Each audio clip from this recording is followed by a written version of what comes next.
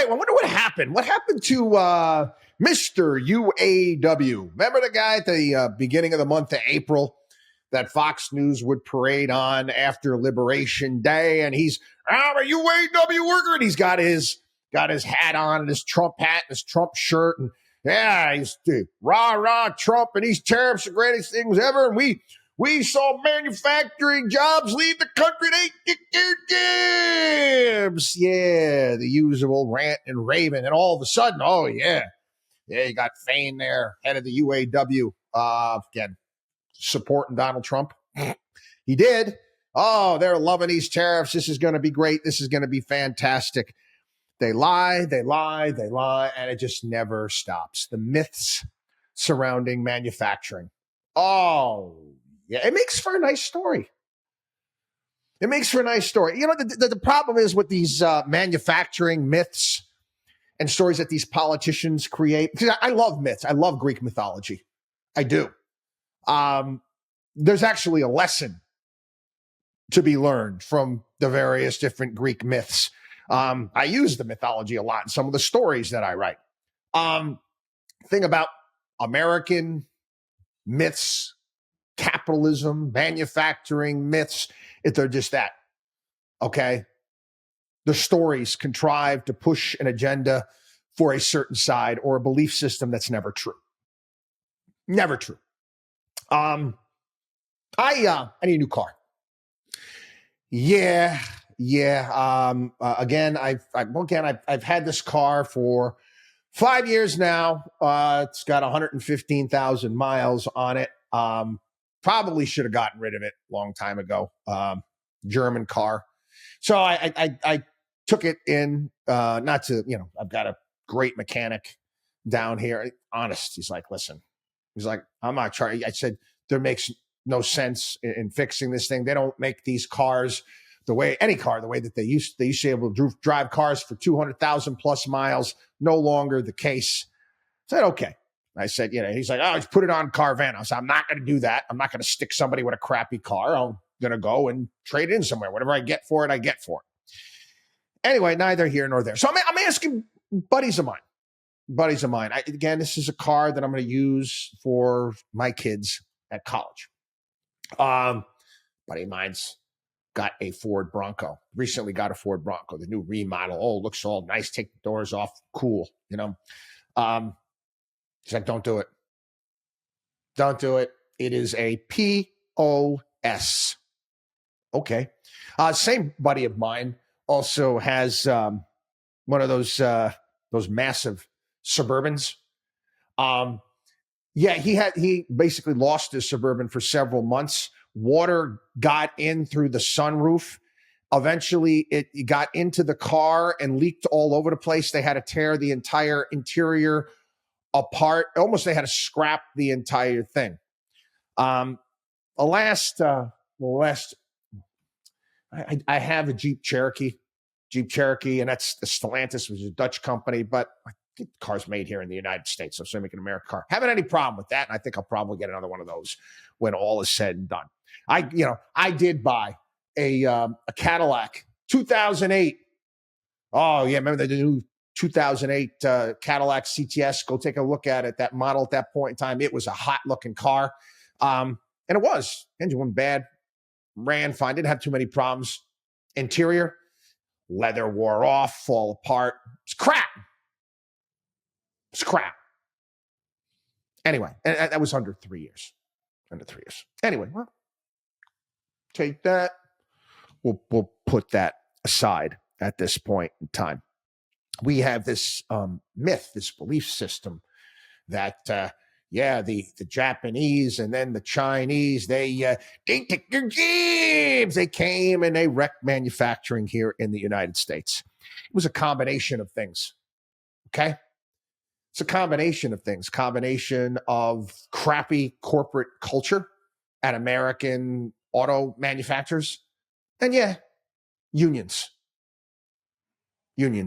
Great line that I use all the time. The Gordon Gekko Teldar paper speech.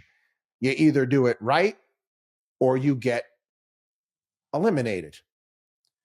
We stopped doing it right. It was a great piece today by Amal Naj, Wall Street Journal. He was he's been around. He was a reporter at the Wall Street Journal. This was an editorial piece today in the 1980s. And it's time.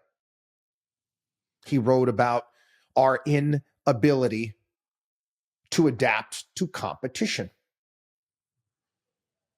Again, that happens. What happens when you can't adapt to competition?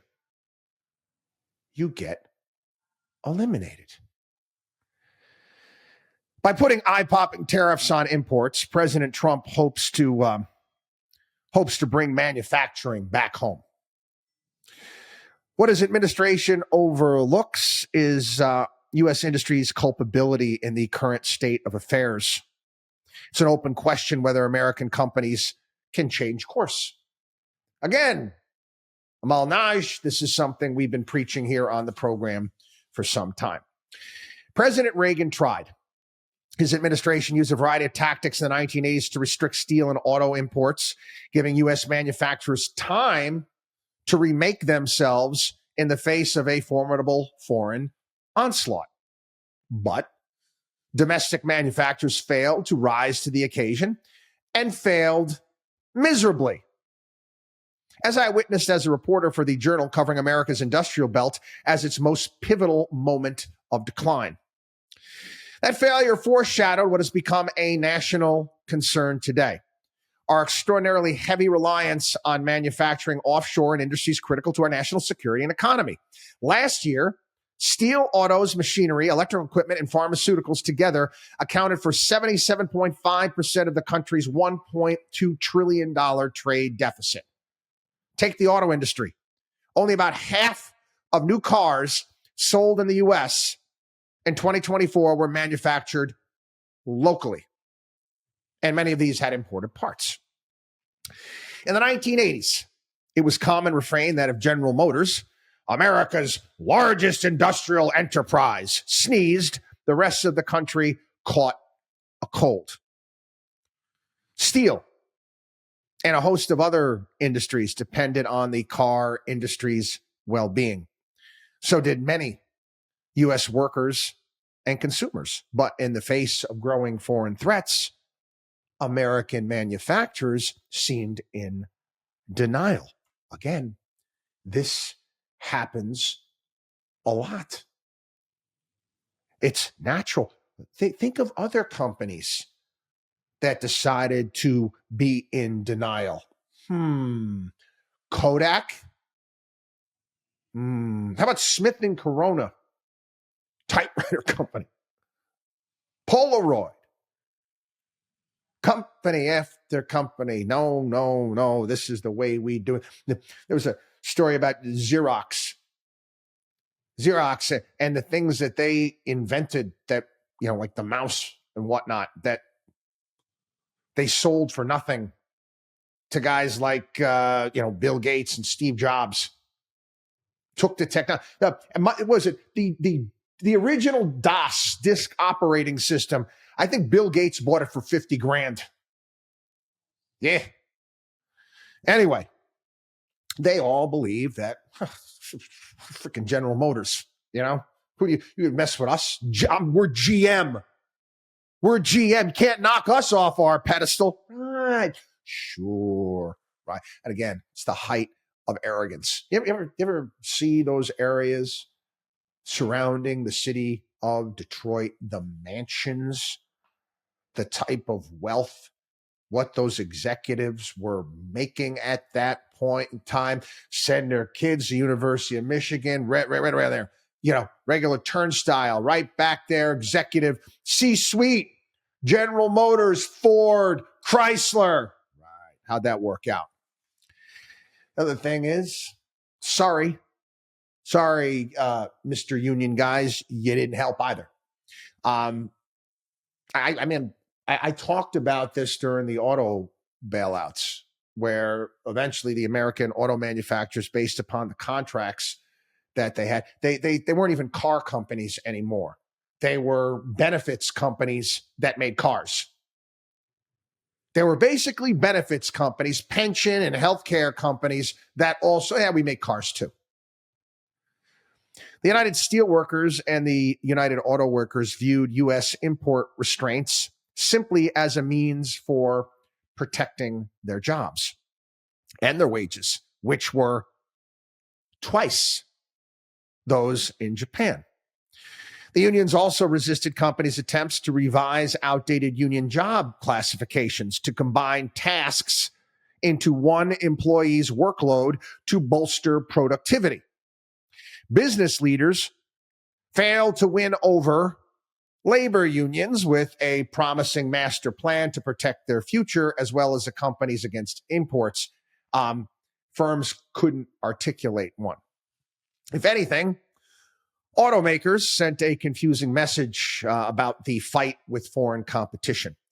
Even as they asked workers to sacrifice, the companies got in bed with the enemy. GM signed deals with Japan's Isuzu and Suzuki to import their cars into the United States and subsequently formed a joint venture with Toyota. Other automakers struck similar deals with Japan's competitors, Japanese competitors, including joining hands to build cars in the United States. GM then shamelessly lobbied to raise import quotas so it could bring in cars from Japan. The American companies professed that they wanted to learn from the Japanese before launching a new high-tech factories themselves. I remember all of this on TV with the Japanese way and the exercising for all this stuff. Even if taken in good faith, bad call. U.S. automakers would eventually invest billions in new technology and automation to remake their Henry Ford era assembly operations. But I remember Saturn. And I remember Saturn. And my brother Michael wrote his college thesis on Saturn. Yep. Ford's, that was GM's, was Saturn. Ford's was Alpha, and Chrysler's was Liberty.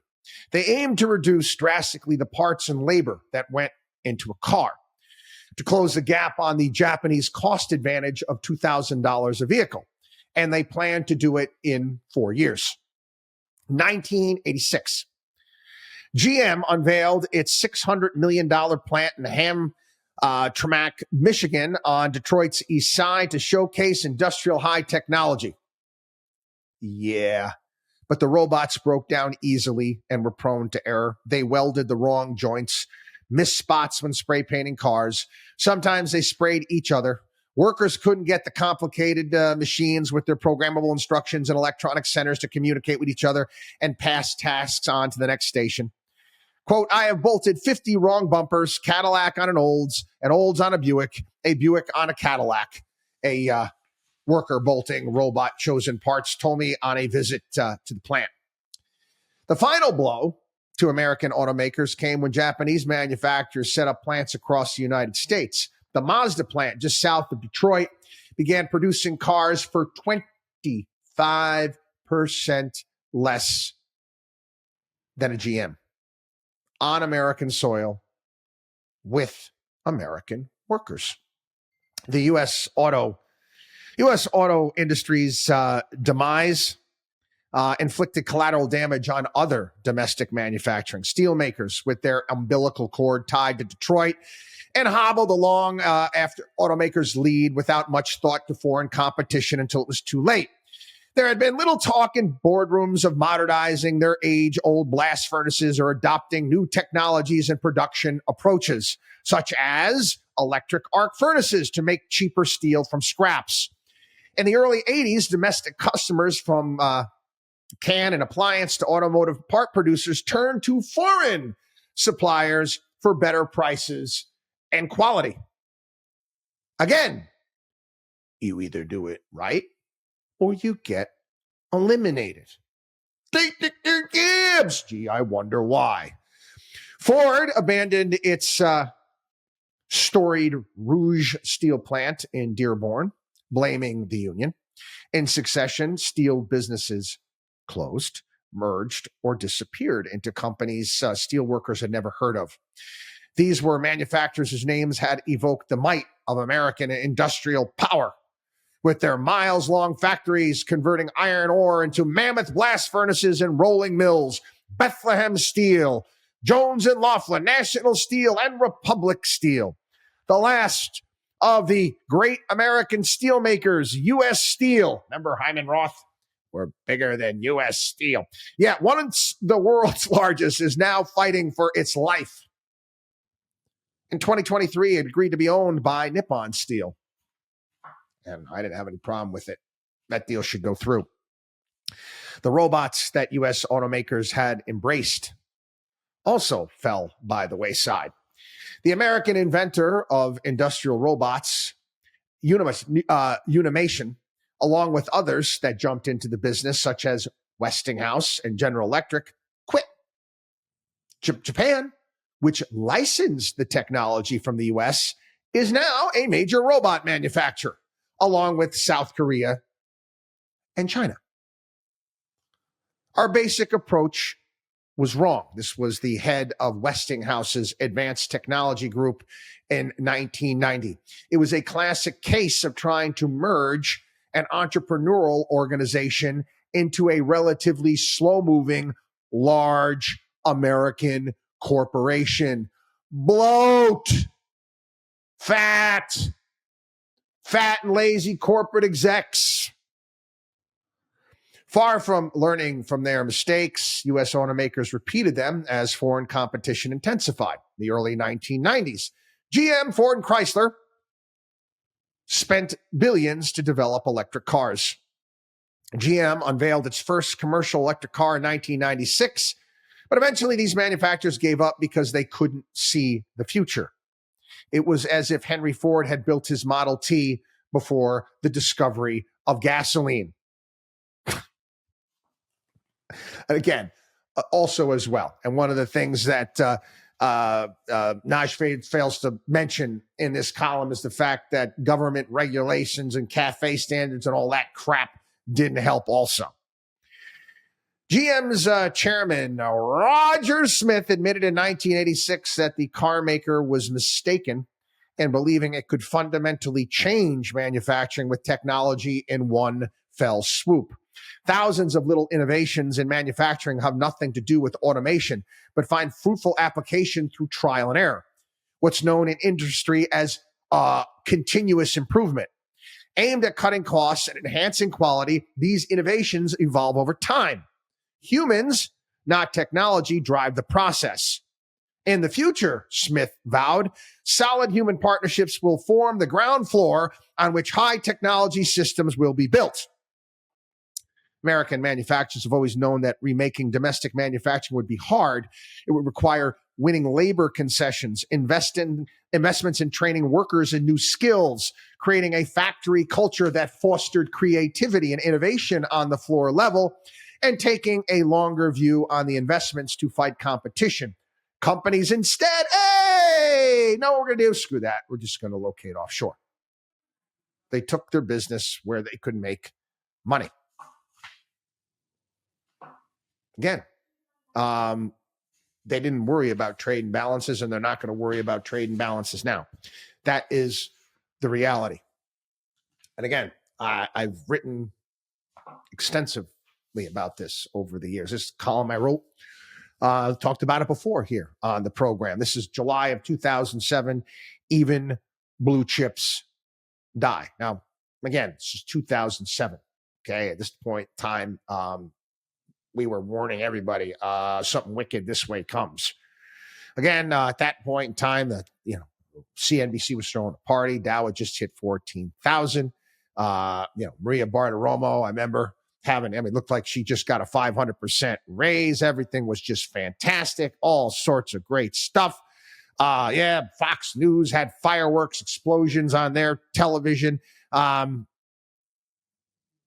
that, I wrote in the column after all that, I said, we predict that Markowski Investments, WatchDog, and Wall Street, that Walmart and General Electric are no longer going to exist. How can you say such a thing? Yes, I can. How can one say that two Dow components, GE was a Dow component, cornerstones of our economy, titans of industry, will no longer be in business? And they won't be the first titans to fall, and they won't be the last, but sooner or later, they're going to go out of business. And I talked about the Dutch East India Company. Dutch East India Company, they had the largest military in the world for a point in time. They had a bigger military than the UK government did, for crying out loud. They were founded in 1602. In 200 years, they paid an 18% dividend. Yeah. Again, people, if you're not innovating, if you're not getting better, if you're not perpetually growing and reinventing yourself, and if you sit on your fat buttocks and get happy based upon where you are, you're going to get eliminated. I was miffed at George W. Bush with his auto bailouts. Then Obama did it again. Why? Could have been a great opportunity to reset manufacturing here in the United States. But again, nobody wants to deal with the reality of what needed to be done. Column, I wrote about this as well. 1960s, early 1970s, Wall Street gave us what was called the Nifty 50. It was a list of stocks that investors could buy and hold forever. Yeah. Again, on that list, Polaroid, Burroughs, Joe Schlitz Brewing, Kmart, International Harvester. Yeah, where are they today? Where are we today? 1990s, we were told, oh, this time it's different. New economy, earnings don't matter anymore. Enron, another company that we called out as a fugazi, named Fortune magazine's most innovative company 6 years straight. 6 years straight. At that point in time, again, the Treasury Secretary of the United States, Hank Paulson, in 2007 said, "This is far and away the strongest global economy I have seen in my business lifetime." Then what happened? Anyway, tariffs are not going to solve structural issues here in the United States. They're just not. Again, we do many things very well here in the United States, much better than other places. And I do believe that we need to continue to lean into that. Can we improve and bring back certain manufacturing into the United States? Yeah, I do believe that's the case as well. I do. But populism is not going to do it. Holding a ridiculous press conference at the White House with a bunch of UAW workers. It's the same bloody thing. It's like props. Remember when Obama did the Obamacare, and then he had all of the doctors wearing their white coats there, and you had a couple sensitive ponytail guys, doctors up there as well, and they did this Liberation Day. I bring the union workers here too, and the props show. Would I like to see manufacturing? Yeah, sure. But the right way, by being more competitive. Again, we have addressed this here on the program. We got to start this in the 8th grade. This is good. This is a multi-year process that needs to take place. This is something that's not going to happen overnight by any stretch of the imagination. We don't have the workers right now. Putting the cart before Donald Trump's doing the same thing with the electrify the country green wackos are saying, "Oh, put everybody in electric cars." Really? How? On what grid? And where are they going to park? And where? It's the same exact thing. WatchDog on wallstreet.com.